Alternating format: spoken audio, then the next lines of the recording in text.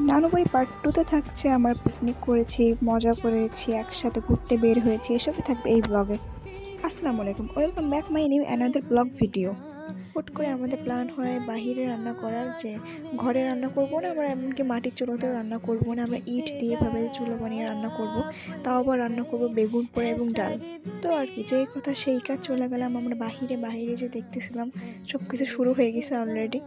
তারপর আর কি, আমি তো বোকার মতো যে শুধু দাঁড়িয়ে দেখতেছিলাম যে আমার মামারা কীভাবে করতেছে। আমি তো আসলে এসব পারি না, কখন দেখিও নি।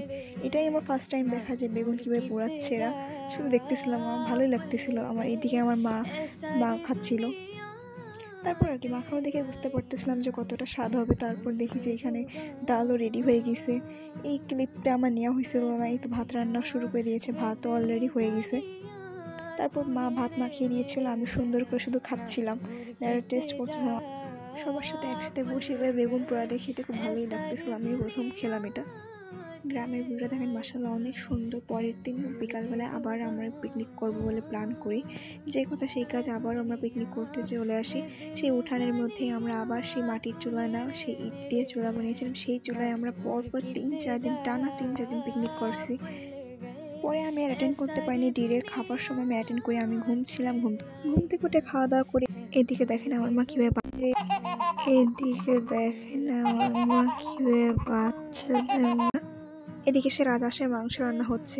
এর মাঝে উঠ করে আমাদের প্ল্যান হয় যে না, আমরা একটু বাইরে চা খেতে যাবো। যেই কথা সেই কাজ, আমরা রেডি হয়ে উঠে পড়লাম অটোতে। এই তো আমার দিন চলে যায় রাসেল টি স্টলে। যদি চায়ের কথাই বলি, আই মাস্ট রেটিং 6/10। চায়ের কোয়ালিটি আমার কাছে এভারেজই লেগেছে, কোনো ডিফারেন্ট কিছু মনে হয়নি। এই তো চা খাচ্ছিলাম আর সবার সাথে এনজয় করতেছিলাম, সবাই একসাথে বসে খাচ্ছিলাম, তো ভালোই লাগতেছিল। তারপর আমরা চলে গেলাম, পাশে একটা পাকোড়ার দোকান ছিল, সেখান থেকে আমরা, পাকোড়া ছিল না আনফর্চুনেটলি, তো এখানে একটা পুরি ছিল, আমরা পুরি খাচ্ছিলাম। দেন বাসায় আসার পর দেখেন কীভাবে শয়তানি করতেছিলাম আমরা।